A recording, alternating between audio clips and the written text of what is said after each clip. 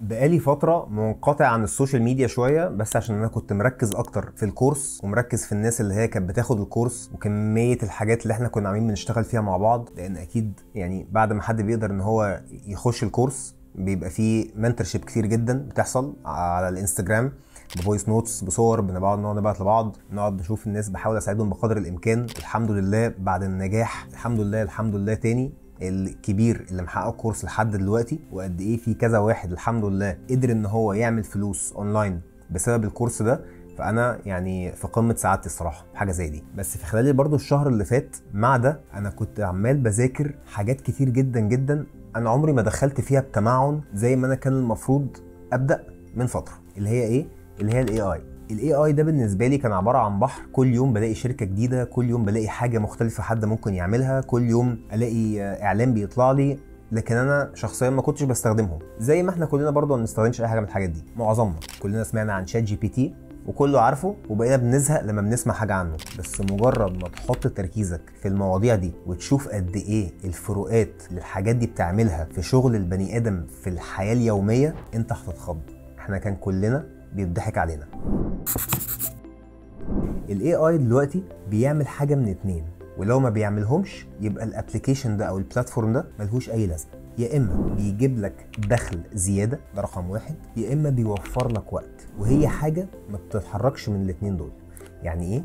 يعني لو بيعمل الاتنين فده بلاتفورم عظيم، لو بيعمل حاجه منهم فهو بلاتفورم كويس. لو ما بيعملش حاجه من الاتنين دول فانت مش محتاجه نهائي ومش محتاج تدفع فيه اي حاجه. النهارده الاي اي والبلاتفورمز اللي هي الكبيره قوي بتعمل حوالي 20 25 دولار في الشهر، وده رقم الى حد كبير قوي قصاد الخدمه اللي البلاتفورمز دي بتقدمها. تعتبر صغيره جدا جدا جدا، حتى بسعر الدولار دلوقتي اللي هو بيعمل حوالي 30 جنيه بسعر البنك.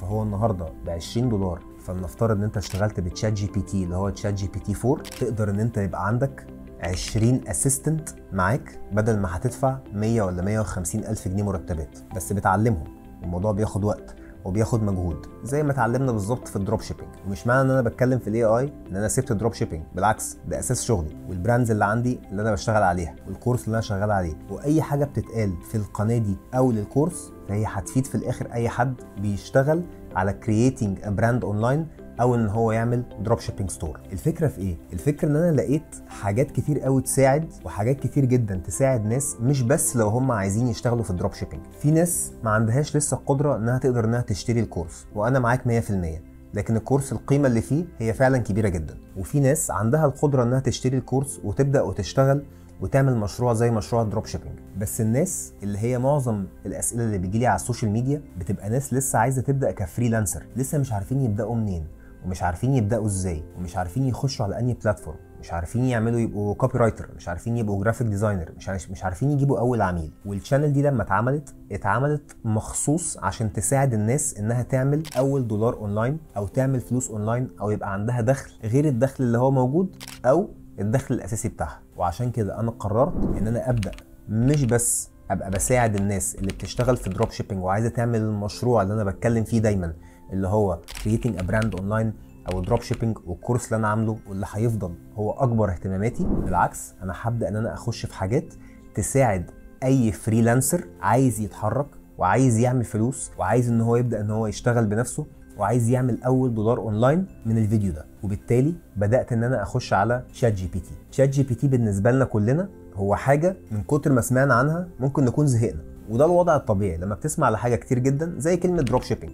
قد ايه في ناس سمعت عن كلمه دروب شيبينج وبقى بالنسبه لها كل ما بتسمع فيديو عن كلمه زي دروب شيبينج بقت بتعمل سكرول على طول او تسيبه او ما تهتمش بيه، مع ان في فتره من الفترات كان مهتم بيها جدا. والسبب ايه؟ السبب انك من كتر ما بتسمع عن حاجه معينه بتلاقي نفسك انت خلاص ما بقتش مهتم، لكن لو اديتها التركيز لفتره صغيره انت هتحس ان انت فعلا ما كنتش تعرف اي حاجه عن الموضوع. ويا سلام لو اشتغلت الموضوع عملي زيه بالظبط زي تشات جي بي تي او الكلام اللي انا هقوله دلوقتي. النهارده تشات جي بي تي هو عباره عن لانجويج موديل كبيره بيقدر ان هو يرد عليك ردود جنرالايزد، ويقدر ان هو يديك اجابات مش سهل انك تلاقيها اونلاين او على جوجل. ودي حاجه كويسه. طب هتفيدنا ازاي يعني؟ او هتجيب لنا فلوس ازاي؟ هتجيب لك فلوس كتير جدا جدا جدا لو انت عرفت فعلا تتكلم مع تشات جي بي تي ازاي. تشات جي بي تي في حاجه مهمه قوي اسمها برومبت. PROMPT. برومبت دي الطريقه اللي انت بتتكلم بيها مع تشات جي بي تي، ومن تشات جي بي تي هتبقى هي رحله البدايه بتاعتك، سواء انت فيديو اديتور، سواء انت جرافيك ديزاينر، سواء انت SEO كونتنت رايتر، سوشيال ميديا مانجر، يوتيوبر، ايا كان شغلتك اللي انت بتعملها اونلاين عشان تبقى فريلانسر، هتلاقي تشات جي بي تي يقدر ان هو يساعدك فيها من اولها لاخرها. وانا هقف معاك في الشانل دي عشان تقف على رجليك وفعلا تعمل اول دولار اونلاين. طيب ازاي؟ خليني بس اشرح كذا حاجه الاول. اللي الناس فاهماه عن شات جي بي تي انها مجرد ما بتسال السؤال بيترد عليها بكلام جنرال، لكن في الحقيقه اللانجوج موديل ده بيعمل حاجه مهمه قوي، بيعمل حاجه اسمها باترن ريكوجنيشن وباترن ريبرودكشن. يعني ايه؟ يعني انا سالته سؤال وانت سالته سؤال ومليون واحد سالوا سؤال، هو بيشوف ايه هي الردود او طبيعه الاسئله او طبيعه الردود بتاعته اللي هي بعد كده مفيش سؤال تاني بعديها، فبالتالي بالنسبه له هو ده الاجابه الصح، وبيبدا ان هو ينشرها لكل الناس. بكل بساطه انا بحاول اشرحها بتبسيط جدا، بس طبعا الموضوع اكبر من كده بكتير. في الاخر انت ممكن او انت ممكن تكسري اللانجوج موديل ده بالفولو اب. يعني ايه؟ يعني سؤال ورا سؤال ورا سؤال ورا سؤال ورا سؤال، بتبدا تكسر الباترن بتاع تشات جي بي تي اللي هو متعود ان هو يقوله بطريقه جنرال، اللي هو المفروض دي حاجه غريبه جدا، بس احنا من كتر ما شفناها خلاص اتعودنا عليها وقلنا وايه يعني مش فارقه. بالعكس، طريقه السؤال اللي هي البرومبت هتحدد تشات جي بي تي هيرد عليك ازاي. فانت دايما محتاج تفهم تشات جي بي تي هو مين، لازم تديله شخصيه. فانت النهارده فلنفترض ان انت في شركه، عندك الشركه بتاعتك وعايز حد كوبي رايتر، وعايز حد يكتب لك البوست بتاعك على فيسبوك مثلا، وعايز حد ان هو يعمل لك البلوجز بتاعتك، وعايز حد يعمل لك الارتكلز بتاعتك. هتعلمه ولا مش هتعلمه؟ هتاخد كام اسبوع وكام شهر عشان تتاكد ان كل كلمه بيقولها زي ما انت حابب ان انت تقولها؟ هتاخد قد ايه عشان تعلم فيه؟ هتاخد قد ايه عشان تقدر انت تطلعه من الفكر ده للفكر ده؟ كل ده انت ممكن تعمله في خلال مثلا يوم او يومين بدل ما تقعد شهور مع تشات جي بي تي. نفس الكلام لو انت فريلانسر او لو انت بتشتغل في الشركه دي، انت عشان تثبت نفسك ولا عشان تبقى باين ان انت مختلف عن الاخرين، هل معنى كده ان تشات جي بي تي هياخد مكانك؟ بالعكس، انت ممكن انت بمعرفتك بتشات جي بي تي وبمعرفتك انك تستغل الاي اي موديل ده تبقى انت اللي بتفرق عن اي بني ادم تاني، سواء جوه الشركه او سواء لو انت فريلانسر وبتقدم سيرفيسز للناس، ايا كان ايه هي السيرفيس. طريقه سؤالك لتشات جي بي تي هي اللي هتحدد الاجابه وهتحدد نوع البني ادم اللي هو انت او انتي بيبقى مبسوط له ازاي او متشاف ازاي قدام العميل. خلينا اوضح لكم حاجه سريعه جدا او بسيطه وهوريها لكم دلوقتي حالا على اللابتوب.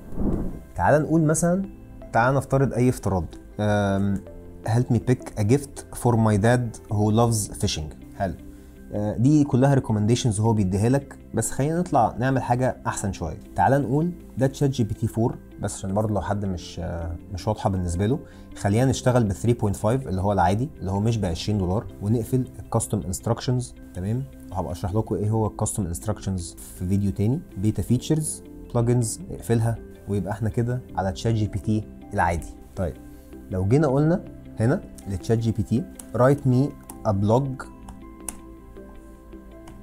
on social media rise دوت، كلمة بسيطة جدا، اكتب لي بلوج عن قوة السوشيال ميديا وبدأت انها تكبر. هنا 3.5 طبعا بيكتب بسرعة جدا، غير شات جي بي تي 4. جي بي تي 4 اقوى بكتير قوي وابطأ بكتير قوي، فهذا ده الحاجة الوحشة اللي فيه. كتب بلوج كامل، بلوج فيري جنرال اللي هو سوشيال ميديا امباكت اون سوسايتي، تشالنجز وكونسيرنز، كونكلوجن، وكل الكلام الظريف ده. طب تعالى نسأل السؤال بطريقة مختلفة. يعني ايه؟ هنا هقول له، هديله شخصية شوية. I want you to act as a blog post writer expert مثلا. كده اديت له شخصية. I need a 500 word blog on social media rise. Put it in bullet points and priorities دوت. دي هو نفس السؤال بس صيغته بطريقة مختلفة. بص الفرق ما بين الرد ده والرد ده عامل ازاي. بص الطريقة بتاعت الكتابة عاملة ازاي. بص الكلام هيكون مختلف ازاي لما جيت غيرت بس صيغه السؤال، بس هو في الاخر نفس السؤال بالظبط. طب بدل ما تقعد تقول له كل شويه I want you to act as، ايه اللي تشات جي بي تي عاملينه؟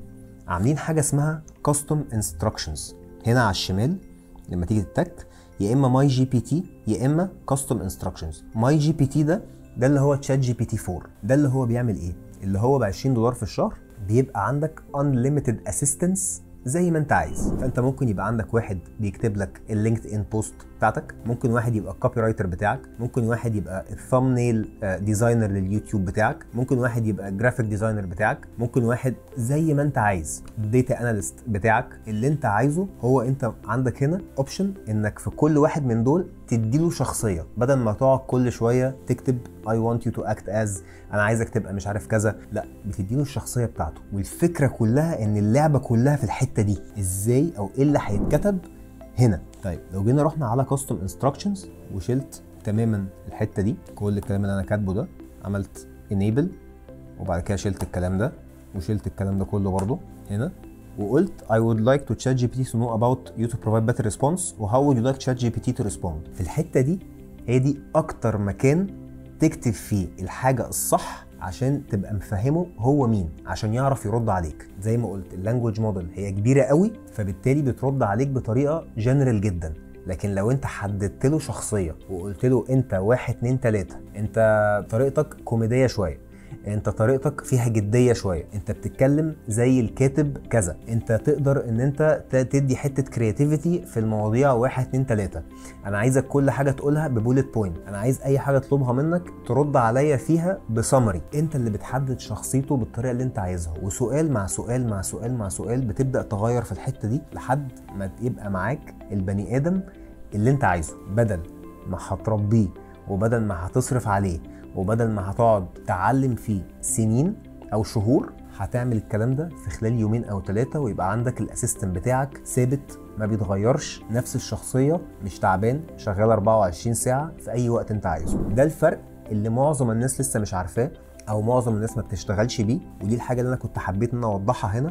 وفي الفيديوز اللي جايه هشرح بقى بالظبط شات جي بي تي ده ممكن بقى يفيدك او يفيدك ازاي لو انت في كذا نوع من مجالات الفريلانسنج.